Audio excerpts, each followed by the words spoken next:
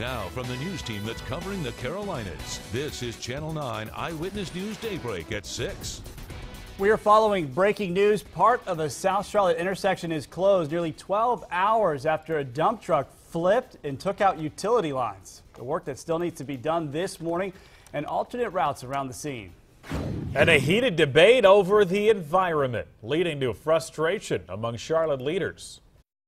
It's not something we do as a little gesture so that you guys will feel happy on the last day of council. Not jumping around. We're not jumping around going, oh, look at us, aren't we cool? No, I'm just saying. It got heated. Concerns that some have about committing to clean energy by the year 2050. Good morning. Thanks for joining us. I'm John Paul. And I'm Blaine Towson. It is 6 o'clock, and we want to check in right away with meteorologist Vicki Graff. She's in Severe Weather Center 9 this morning, and again with the chilly temperatures this morning. It is another colder start, but don't let that fool you. As we go throughout the day, it's going to warm up quickly. We just updated to 26 in Charlotte, 27 in Lincoln, 25 in Morganton and Boone, and 28 in Albemarle. You'll need that winter jacket as you're heading out the door, and temperatures are about as cool as they were this time yesterday. However, as we go through the morning, we are going to see temperatures warming into the upper 40s by 9 o'clock. And then later today, you won't need that heavy winter coat. It's going to warm up quickly. We'll see highs in the mid 60s, full sunshine from start to finish.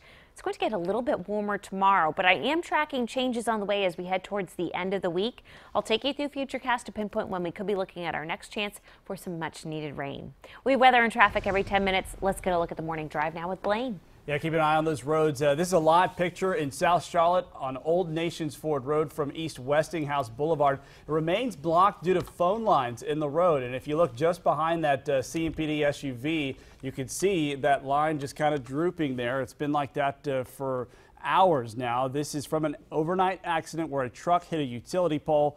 And right now, East Westinghouse is open, but drivers can use Nations Ford or South Boulevard to East Ebron to get to Old Nations Ford. Overnight crews reopened a Charlotte road that had been closed for hours, but they're still looking for the driver in a hit-and-run crash on Park Road in South Charlotte. The driver crashed into a CMPD volunteer who was directing traffic around an earlier crash near St. Anne's Catholic Church around 6:30.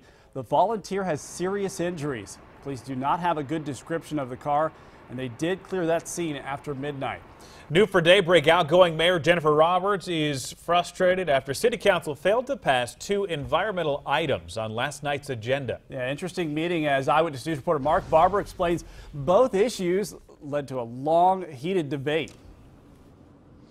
Blaine, the spirited arguments lasted an hour and a half. Mayor Jennifer Roberts tweeted that she's really frustrated that these 2 environmental issues did not pass. She said that she does not like the fact that the mayor does not have a vote on city council because she wanted to do more to make sure those items did pass. Now, this first issue was a clean energy resolution that would have created a goal for Charlotte of using 100% clean energy by 2050. Some council members don't want to approve it until the details are clearer. The resolution does not lay out which sectors will use clean energy or how the city would work with Duke Energy to achieve the goal. It is my hope that this council will think about the leadership that Charlotte provides in our state, in our country. First time I've heard you talk about this. And I'm just saying I think this should be done in a way that is supported by a little more research and a little more responsibilities. Now, the second issue that council members argued over was a partnership between Charlotte Water and the Discovery Place Museum in Uptown. The council wants to spend more than $350,000 to have Charlotte Water visit CMS classrooms to teach students about the importance of protecting the environment. After some members asked if the city has yet developed any metrics to determine if that is a worthy investment of tax dollars, the council decided to send that issue back to committee as well. Live here in Southeast Charlotte, Mark Barber, Channel 9 Eyewitness News. Vi Lyles will be sworn in as mayor next week. She voted to send both those issues back to a committee last night. And last night was the last city council meeting for Mayor Roberts, Patsy Kenzie, Carlinia Ivory, and Kenny Smith. Council did approve spending an additional $15.3 million for the Blue Line extension project last night. Contractors are still needed to work into at least July of next year, even though the extended Blue Line opens in March. CAT says delays are connected with their work with Norfolk Southern Railway that operates near the new line. The request for more money comes 8 months after City Council approved $25 million in contract amendments. Well, today churches in Charlotte, Concord, and in Catawba County all have opportunities to learn about keeping their parishioners safe. Local police and sheriff's departments are hosting seminars about active shooter supervisor and building security. Concord and Catawba County each said dozens of churches have signed up to attend this. Now, this comes after a deadly church shooting in Texas earlier this month. A gunman opened fire in Sutherland Springs First Baptist Church, killing 26 people, including several children. The design of that small church made it nearly impossible for people to escape. The FBI is now involved this morning in the search for a missing 3-year-old girl in eastern North Carolina. Officials issued an Amber Alert after Mariah Woods disappeared from her home in Jacksonville and Onslow County. She was last seen Sunday night when her mother put her to bed. The mother is pleading with the person who took her daughter. Please bring her back, and I love her. I'll do anything that I can, whatever you want. And family says Mariah has difficulty getting around on her own without the leg braces she wears.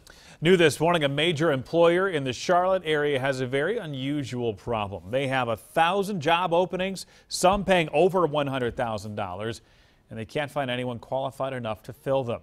Ingersoll Rand employs about 2,000 people at its North American headquarters in Davidson.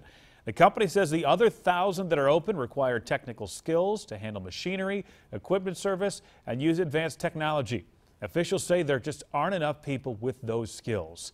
Ingersoll Rand says it's joining the push to reach out to STEM programs in hopes of recruiting young talent to these positions, many of which don't require a 4-year degree. As you drive to work, you may get frustrated with these concrete barriers that are just a few feet from your lane. They're designed to keep construction workers safe in those zones. But Eyewitness News reporter Gina Esposito is live along I-77, where we learn that there have actually been more crashes in those areas where the barriers go up. Gina? Yeah, I'm standing just off LaSalle Street and Nintendo Avenue of I-77, where these barriers are obviously separating the construction from those lanes. As I point you down there to I-77 is still pretty dark, but there are no emergency shoulders, and there's only a few feet separating the barriers from these vehicles traveling here 65 miles per hour. Now in July, drivers were trapped after this crash involving a tractor trailer. It happened on northbound I-77 near Cindy Lane. With no emergency lanes, firefighters couldn't get to the scene. Troopers say they've seen an increase in these types of crashes where there are barriers. In the northbound lanes between I-277 and LaSalle Street at Tando Avenue exit, NCDOT said there were 42 crashes from September 2016 to January 2017, 5 months before barriers went up. 5 months after the concrete barriers, 72 crashes, a 70% increase. Drivers say they wish there was more room on the side of the interstate. You have to be more than cautious. It just feels like you're compacted in. It's just like suffocation, kind of. One thing Trooper said is that Trooper said solution would be making more space for emergency shoulders on the interstate. NCDOT said they're monitoring the stretch of the interstate, but haven't said if they'll consider any changes. Here live in North Charlotte, I'm Gina Esposito, Channel 9 Eyewitness News. 6:07 now. A South Charlotte behavioral center that treats teenagers is now responding after a former worker was arrested. Police charged Lavick Williams with statutory rape of a child under the age of 15. Police say the incidents happened at the Strategic Behavioral Center on Sharon Road West. Yesterday, the CEO sent a statement saying that they conducted a thorough investigation and Williams has not worked there since July. A current employee told us Williams was a manager. Those kids come in there with issues already, and then they're exposed to somebody who's taking advantage of that, and that makes me extremely upset. The CEO said that he does take these allegations seriously, and they have conducted intensive background checks on all of their applicants. 2 convicted gang members are now asking for new trials for their roles in the murders of a Lake Wiley couple. A federal jury convicted Nana Adoma and Randall Hankins last month. Prosecutors say they helped the gunman who killed Doug and Debbie London in 2014 and took part in other crimes. Adoma and Hankins have not been sentenced yet. It's not clear when a judge could make a ruling on the retrials. 6:08, major developments in the Rowan County prayer case. More than 21 states have signed amicus briefs saying they want their voices heard in this case. The county is asking the Supreme Court to allow commissioners to open meetings with prayers from one faith. Experts say the chance of that happening could increase as more states sign on to the case. The Supreme Court could decide whether to take up the issue by the start of next year. We've been covering the case since the ACLU first sued the county in 2013. The Fourth Circuit ruled against the county earlier this year and said the prayer was unconstitutional. But a different court allowed prayer in a similar case in Michigan. Newly appointed Consumer Financial Protection Bureau Director Mick Mulvaney showed up for work yesterday, but some reports show he wasn't the only one. They say Leandra English also walked in as the top boss, but Mulvaney disputes those reports. Actually, I think I read a couple of headlines said there were two folks who showed up today at work claiming to be director. I can assure you there was one person today who showed up at work claiming to be director. She wasn't here. On Friday, the CFPB director, Richard Cordry, resigned and named English as his temporary replacement. A few hours later, the president named Mulvaney as the agency's director. English is now suing to stop Trump from appointing the new head of the agency. Well, Cam Newton is battling a thumb injury. Yeah, it was downplayed leading up to Sunday's game, but Newton completed less than 40% of his passes. They still pulled off that win against the Jets. Ron Rivera says that he learned of that injury last Monday, and Newton was limited in practice last week. Rivera believes the thumb injury contributed to some of Newton's missed throws against the Jets. The Panthers, they're going to have to be at their best this Sunday as they take on division rival, the New Orleans Saints. Checking your weather and traffic every 10 minutes. Now let's get to meteorologist Vicki Graff. She's watching those temperatures, of course, and it's going to be another nice day later on. It is going to be another nice day, and one thing that's allowing us to see temperatures as cool as they are right now, we have a clear sky across the Carolinas. That has set the stage for another cool morning with most neighborhoods in the 20s right now. However, going through the day today, lots of sunshine. It's going to be a beautiful day. If you have any plans outside, maybe doing some yard work, a great day for it. We'll climb into the mid-60s later today, just a light wind. And as we go through the next couple of days, you'll see a very similar pattern. It will be cool early on, but sunny and much warmer by the afternoon. In fact, some neighborhoods could get close to 70 degrees tomorrow. I'm tracking a front on the way as we head into the end of the week. I'll show you when it could bring us some much needed rain coming up. At 6:11, let's get a check of the roads right now with John. Yeah, live pictures here. I-77 at the Brookshire. Traffic appears to be issue-free, at least in this area. Not very heavy either. Let's look at the commute times this morning. North Lake inbound on 77, take just under 10 minutes. University to Uptown using 85, also take about 10 minutes there.